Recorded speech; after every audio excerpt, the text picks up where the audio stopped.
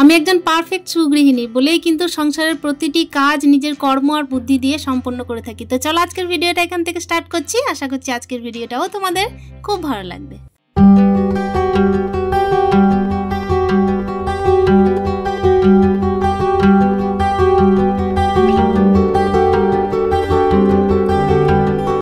তো hello everyone, good morning, welcome back to my channel. আশা করছি সকলেই খুব ভালো আছো। আর ব্লগের শুরুতে প্রত্যেক দিনের মতো বড়দের চরণে আমার প্রণাম, আর ছোটদেরকে আমার অনেক অনেক ভালোবাসা।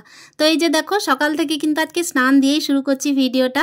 আজকে ওই যে বিশ্বকর্মা পুজো, আর 2 দিন যাবত যা মেঘের অবস্থা ছিল, ঝড় বৃষ্টি, একদম নাজেহাল অবস্থা। দেখো আজকে কিন্তু একটু স্বস্তির নিঃশ্বাস ফেলা হয়েছে। কাল থেকে হচ্ছে আমাদের এখানে ইলেকট্রিসিটিও এসেছে। তো চলো, সকলকে কিন্তু বিশ্বকর্মা পুজোর অনেক অনেক শুভেচ্ছা। আর বাচ্চাদের জন্য বিশেষ করে যারা যারা দেখো এই যে প্যান্ডেলে প্যান্ডেলে আমরা প্রসাদ সংগ্রহ করতাম ছোটোবেলায়, তো তাদের তো যারা বাচ্চা আছে তাদের তো এখন মুহূর্ত, তো সেই সব বাচ্চাদেরকেও কিন্তু অনেক অনেক ভালোবাসা। তো এই যে দেখো, আমি সকাল থেকে স্নান টান সেরে একেবারে রেডি হয়ে নিচ্ছি।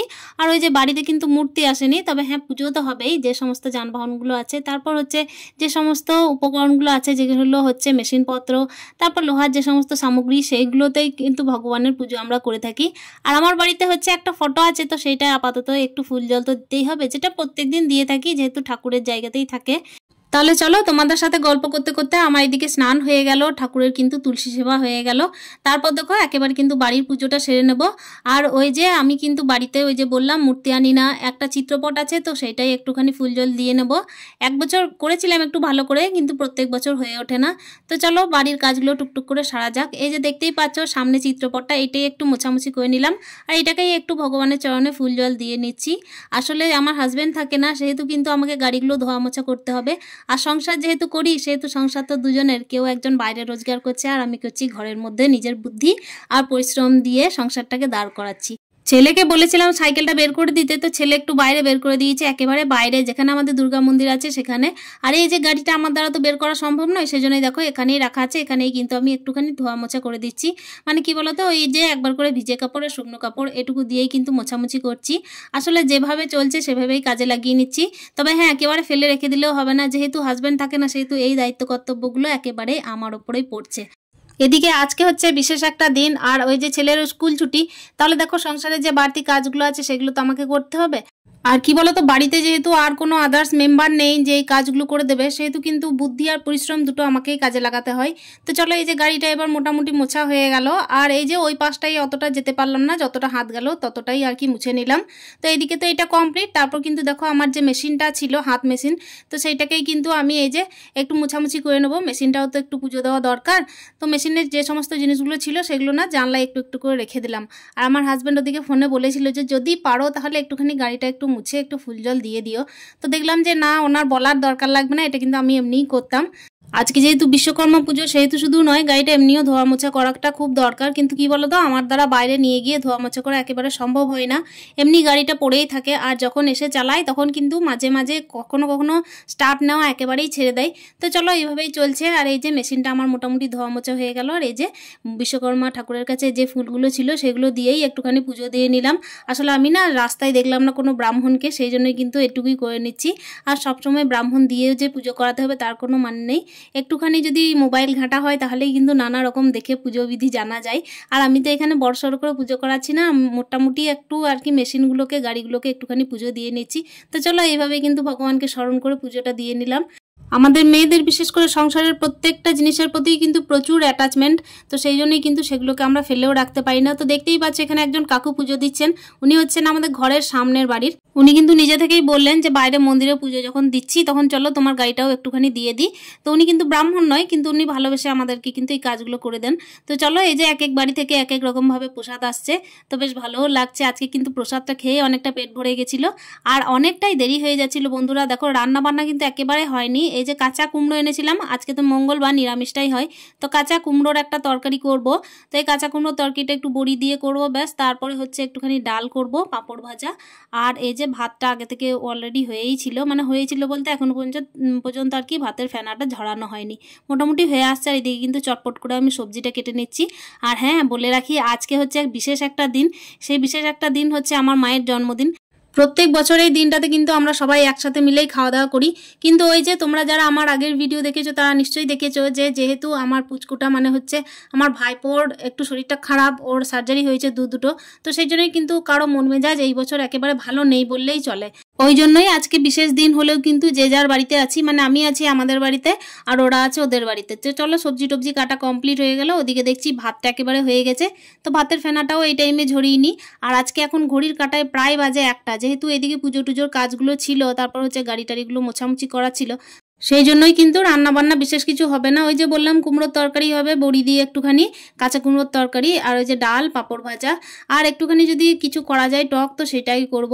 মোটামুটি আজকে সেভাবে করছি না, কেন কি ছেলেকে অনেকক্ষণ না খাইয়ে রেখেছি। না খাইয়ে বলতে প্রসাদ খেয়েছে, বিশ্বকর্মা পুজোর যে সমস্ত প্রসাদগুলো ঘরে ঘরে দিচ্ছে, বাড়িতে এসে এসে দিয়ে যাচ্ছে, তো 3 ঘরে অলরেডি দেওয়া হয়ে গেছে, আর একটা ঘরে লুচি দিয়েছিল সেটা তো শেয়ার করা হলো না। তো সেই সব প্রসাদগুলো খেয়ে অলরেডি পেটটা ভরে আছে, তবু কি বলো তো, ও তো ভাতের ভক্ত, তো সেই জন্যই কিন্তু ভাতটা একটুখানি দিতেই হবে।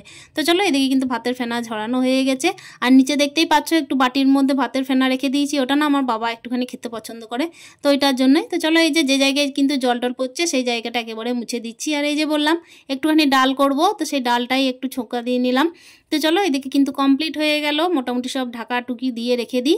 আর বাইরে না কয়েকদিন থেকে বৃষ্টি হচ্ছিল, সেই জন্য আমি বস্তাগুলো রোদে দিয়েছিলাম, যেগুলো দরজায় আর কি রাখা থাকে, সেই বস্তাগুলো রোদে দিয়েছিলাম। তো সেই রোদে দেওয়া বস্তাগুলোকে দেখছি শুকিয়ে গেছে, তো সেইটাই একটু দরজায় দিয়ে দিলাম। সকাল থেকে আমার একেবারে কিছু খাওয়া হয়নি, একটুখানি চা খেয়েছিলাম, তবে ওই যে চা খেয়ে আর কি 2টো পর্যন্ত থাকা যায় বলো, তো একটু খিদেটা খুব জোর পেয়ে গেছিলো, তো সেই জন্যই না খাওয়া দাওয়াটা সেরে নিলাম। আর এই যে বাসন নিয়ে বসে পড়লাম, আর একেবারে বেশি বাসন ছিল না, কড়াইটা কিন্তু আগেই মেজে নিয়েছিলাম, সেই জন্যই দেখো এই যে থালা কটা ছিল, তো সেই থালা বাটি কটা মেজে নিলাম, আর এই খাতা খুন্তি বাস এইটুকুই মেজে নিচ্ছি।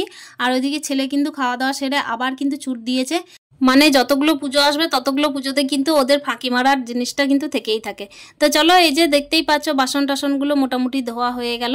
আর ওদিকে কিন্তু আমি বাড়ির যে সমস্ত কাপড়গুলো ছাদে দিয়ে এসেছি, 2 দিন থেকে তো একদম নাজেহাল অবস্থা ছিল, আজকে কিন্তু কাছাকাছি না করলেই নয়, তো ছাদে কিন্তু অনেকগুলো কাপড় মেলা আছে, সেগুলো উল্টে পাল্টে দিয়ে এসেছি, আর ওগুলো আনার ব্যবস্থা করতে হবে, কেন কি একটুখানি আজকে রোদটা দিয়েছে দেখছি, মানে এতটাই দিয়েছে যে ভালোভাবেই কিন্তু গরমটা অনুভব করতে পারছি।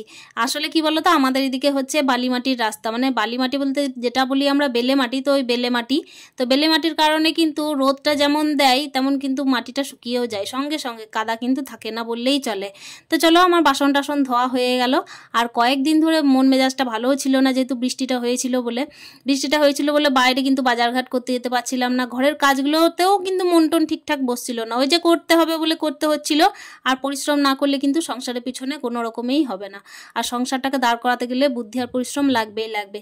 ওদিকে কিন্তু বাসন টাসনগুলো মাজা হয়ে গেল, আর এখানে কিন্তু ছাদে চলে এসেছি দেখো কাপড়গুলো তোলার জন্য। ছাদটা তো এই কিছুদিন আগেই পরিষ্কার করেছিলাম, দেখতেই পেয়েছিলে, তাও দেখো বৃষ্টির কারণে কি অবস্থা, আর শ্যাওলা পড়ে যাচ্ছে যেন। তো আবার ভাবছি পুজোর আগে একদম ভালো করে ক্লিন করতে হবে, আর হ্যাঁ সপ্তাহে একদিন কিন্তু ছাদটা পরিষ্কারও করতে হবে। তো চলো ওইদিকে হয়ে উঠছে কাজগুলো আস্তে আস্তে, তারপরই কিন্তু চলে এসেছি ঝাঁট দেওয়ার জন্য।